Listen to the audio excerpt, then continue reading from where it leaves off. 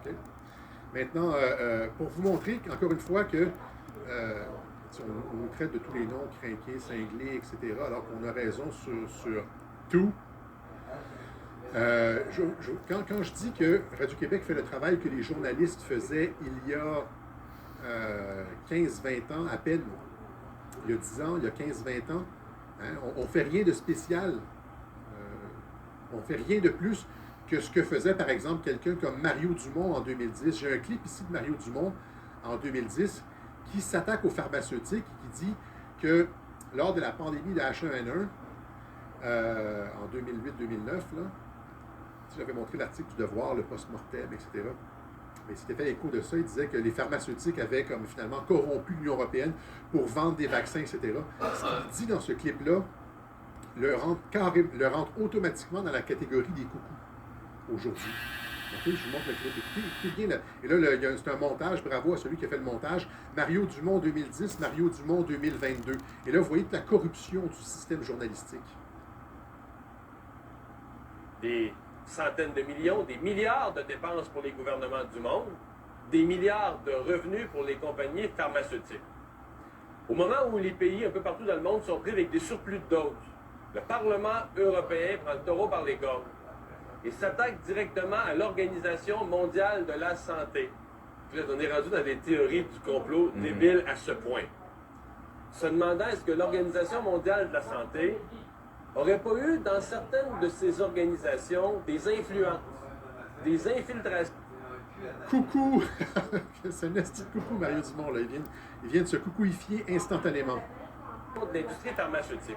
Si tu lis trop de merde sur les réseaux sociaux puis que ton cerveau n'a pas les systèmes de filtration qui te permettent de voir qu'est-ce qu'il y a de l'allure, qu'est-ce qui est un question. Je vous lis un extrait du texte de la résolution adoptée par le Comité de la santé du Parlement européen. Afin de promouvoir leurs médicaments et vaccins brevetés contre la grippe, les compagnies pharmaceutiques ont influencé les scientifiques et les organismes officiels responsables des normes de santé publique afin d'alarmer les gouvernements du monde entier. Et on parle aussi, un peu plus loin, là, d'une fausse pandémie. Il y a encore des gens qui disent que... Une fausse pandémie, exactement comme Radio-Québec le disait.